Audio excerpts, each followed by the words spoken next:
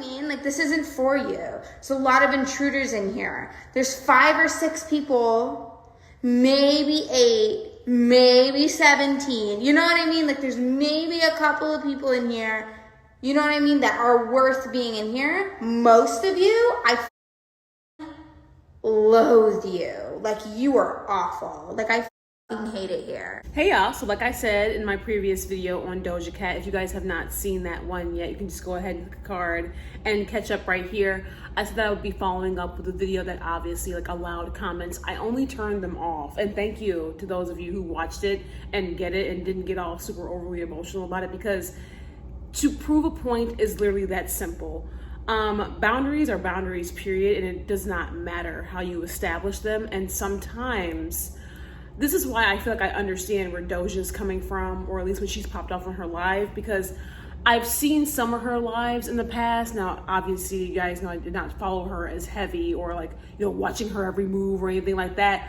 But you do get idiots in chat every day, and it's frustrating, and it derails the chat, it derails the community, and it's just nerve-wracking. Let alone if it derails the entire conversation or something off-putting or whatever it is. I understand, okay? Now, I do want to clear something up. I remember saying in my previous video that I was not sure if Doja named her audience, and if they took it upon themselves to name themselves, that's on them. Doja did, and you know what? I'm gonna go ahead and link the video in my description. Honest talked about that. And here's the screenshot from Honest's video. He's another good one who covers like, you know, pop culture, because he doesn't just do like rap and hip hop, but he does like pop culture, like, you know, Hollywood, like topics. He does really great coverage. And he showed this screenshot from her Twitter from 2020 when she asked her audience, like, what would they like to be named? And they all chose kittens. And I guess, you know, and so it was. So I do apologize for presenting that misinformation simply because I did not know. Because the only thing is, like, if you don't have a Twitter account and you're like Googling tweets and stuff, they are a lot harder to find. I'm not interested in creating a new account ever. For me, it's just not that deep. Now, I do want to just kind of add on to the conversation, because this kind of goes into some of my points from the last video where I said that audience members and fans and stans who get overly attached to where they place you on a pedestal and they place all these expectations and whatever, and they feel like they're owed, right, to your energy, they're entitled to your energy, whatever. It can be a bit of an issue. Now, I do know that there is some controversy around Doja Cat's boyfriend. I still, to this day, do not know much about her partner, and no, I'm not gonna go digging into her partner, because me personally, I don't care enough. She can date who she wants to date. That's on her, whatever it is. I do see a little bit to where some people are like, oh, well, you know, she announced her relationship, therefore we can ask these questions and we can look into him. She's probably only publicly announcing her relationship to simply just claim him and to show that, hey, I'm committed right now, and she's like not interested in anybody else. It's just like simple stuff that couples do, right? But just because she posts him does not invite the general public to break boundaries, to look into him, or to dig up all kinds of information about his family and his kids and and whatever in the hell else. Like, there are boundaries, and this is where the dysfunction, and like I say, social media being one of the worst things that has happened to society, where it can be heavily abused and misused, where people have unlimited access to so much information. If you're not careful, your personal information, your everything can be out there.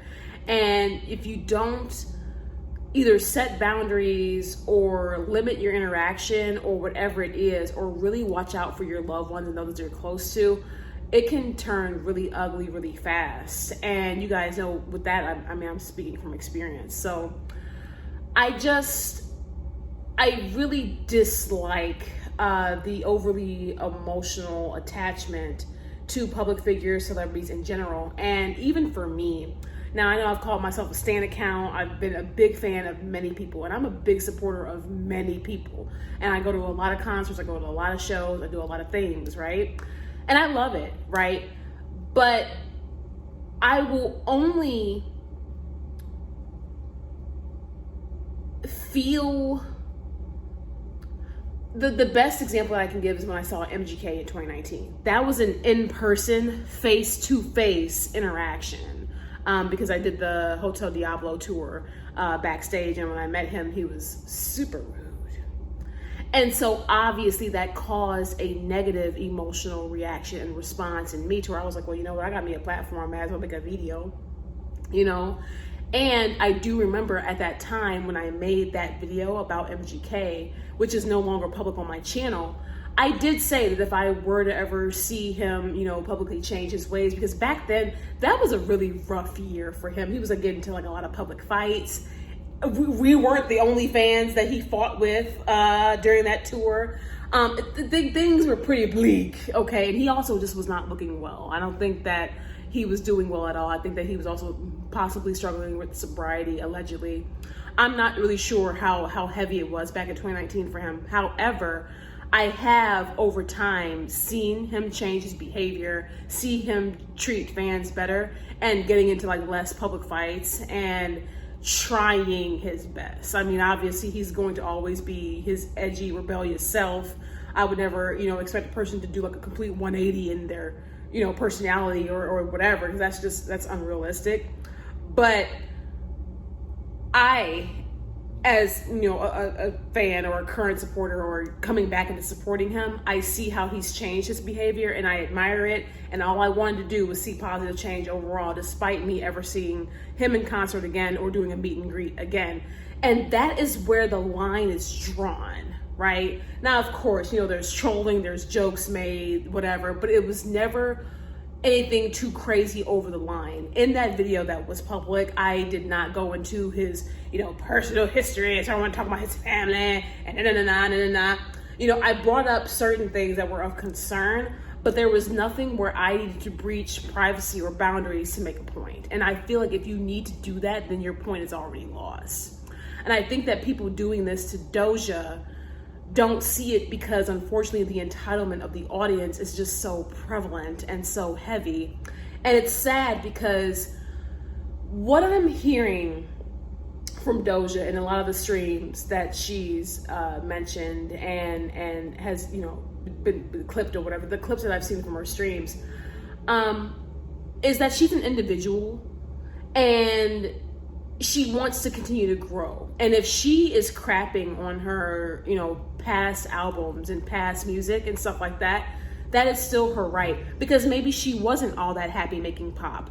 Maybe pop is another thing that she felt like she had to do in order to grow a bit of a platform, in order to kind of make it into the industry.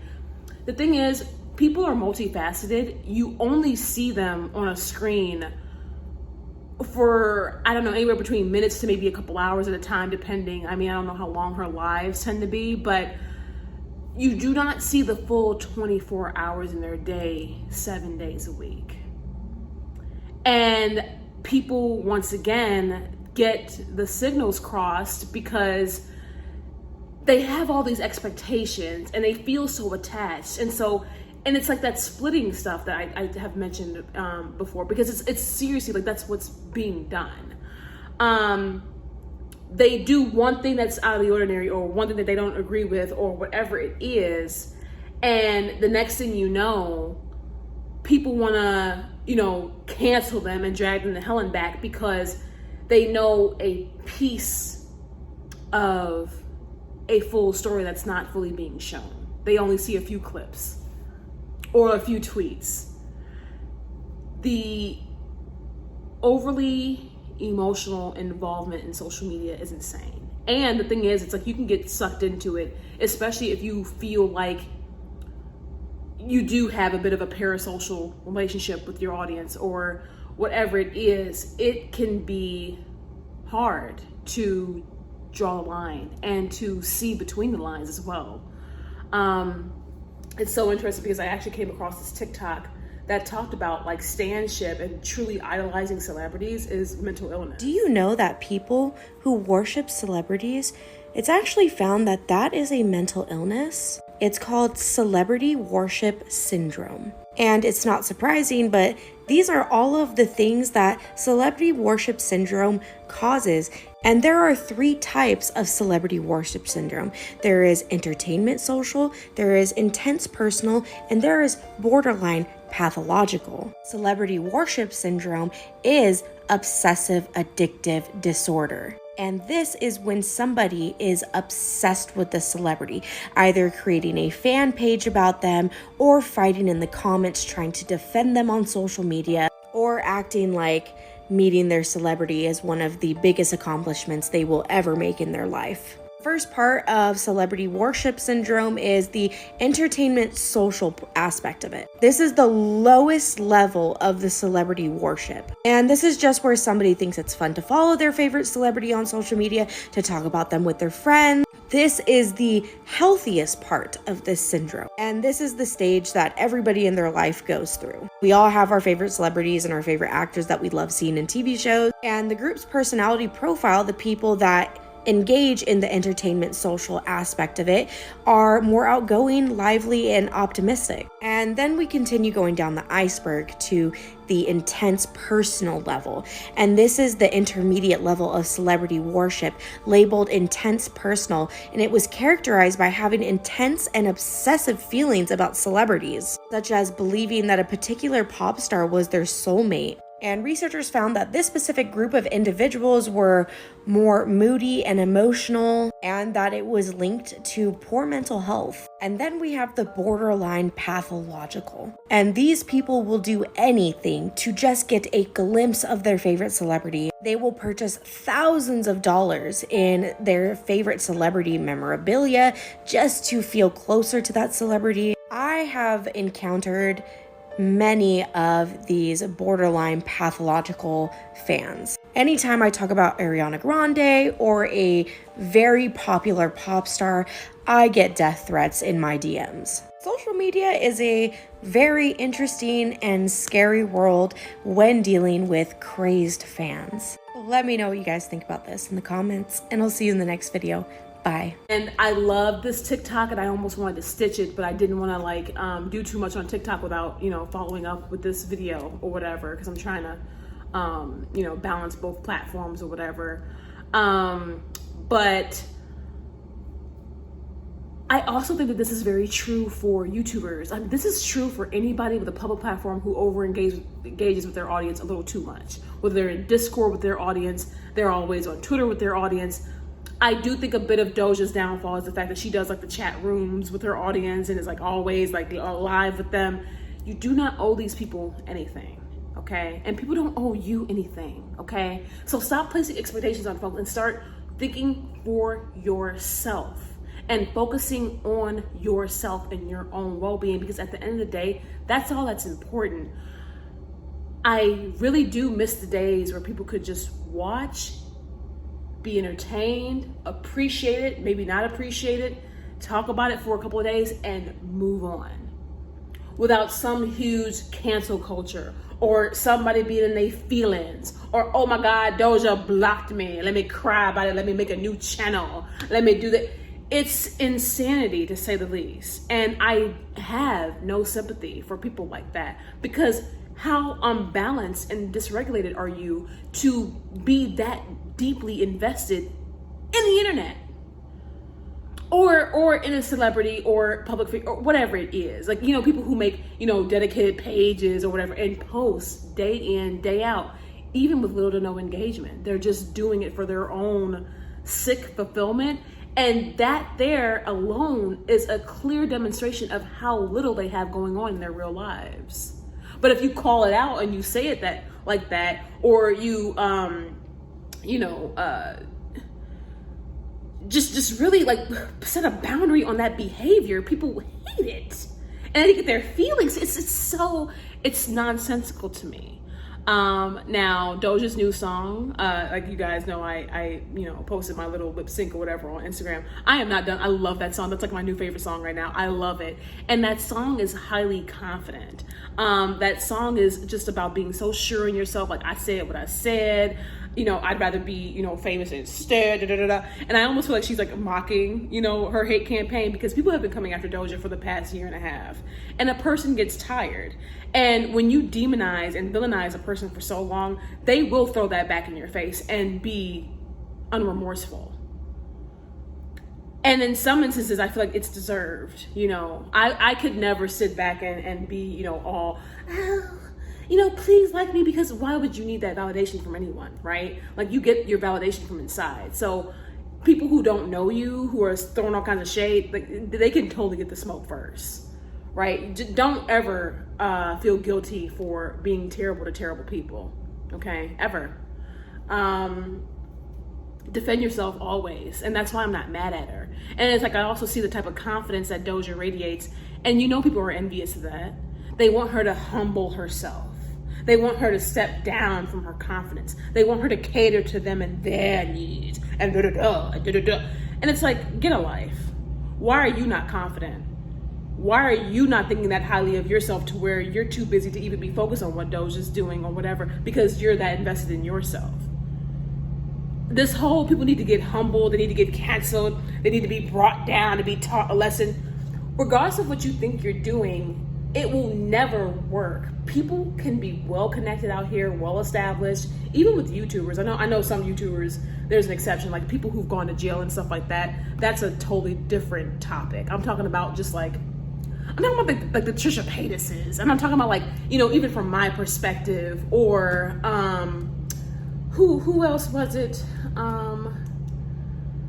Y'all know the typical mess. You know what I'm saying? All the time. Like, people want to hate on Cardi, people hate on Nicki, people hate on everybody, people hate on people I like Erica Jane or whatever. Like, I just don't. I've never got it. I never understood it, and now I understand that it's like, that type of energy is not meant for me to understand. Like, I'm not a jealous person. I'm not a bitter person. I'm not an unconfident person.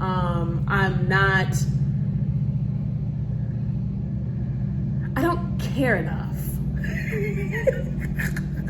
But I do, I love watching people that I admire and appreciate. And if I think that they're doing a bomb-ass job at it, out here being a baddie, period. Get it. Get your life. Maybe I'll learn a thing or two. Also, that's another thing. Like, be open to learn. People are so closed-minded. But at the end of the day, Doja's new song is amazing, and who knows? Did she do all this for the controversy, for the build-up of the new song? Possibly. We may never know. I do wish her well. I do feel like she said what she said, so even if there was any ounce of seriousness to her defending herself, popping off in her lives, I still stand by that, because sometimes people need to be told. And never feel bad for it, because people don't understand, because they're not in our shoes. Right? Like, if you don't have a platform, or you haven't dealt with the masses for like an ongoing amount of time, everybody gets tired. And it's okay to say, hey, I don't want you in my community. You're too toxic. You're trash. And it's also important to realize that sometimes people outgrow their own audience.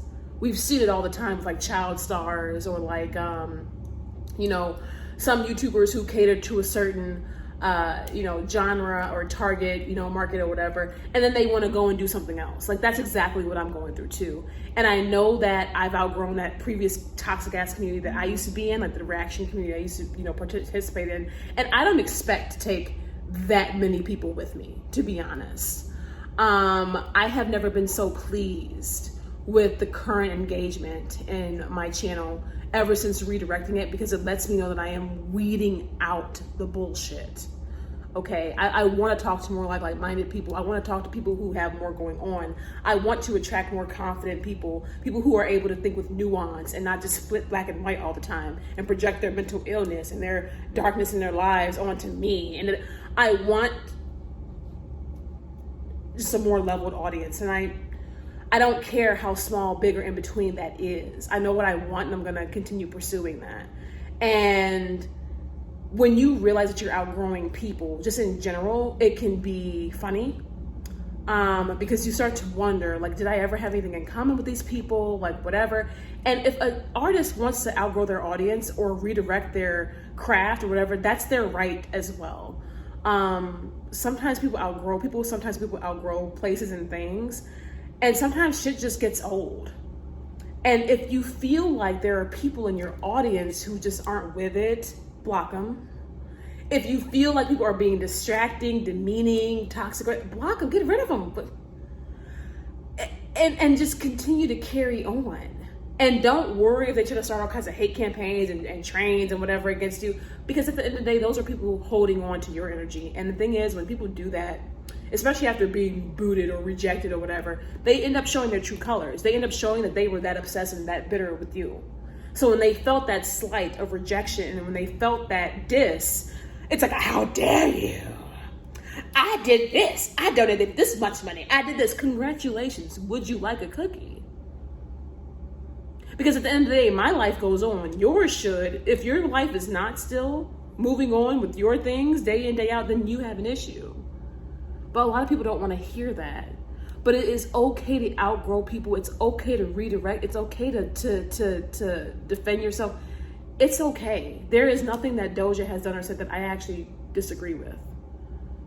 But I know many people don't see it like that because they have all these expectations for her. Now, I know I cleared up the whole Twitter thing, and I do know that there's nuance that I'm probably not getting at because there's so much stuff here. So, you guys can go ahead and discuss it. And I just wanted to make this follow-up video anyway, so that you all could comment and discuss and whatever. And I appreciate you all for watching the previous video, but keep these things in mind when you're watching people or celebrities or, people with platforms, whatever, and to not get overly engaged or overly emotionally attached, because everybody is a human being and has their own uniqueness and their own individuality. And they have a right to be their own person, regardless of your opinion. I'll see you in the next one.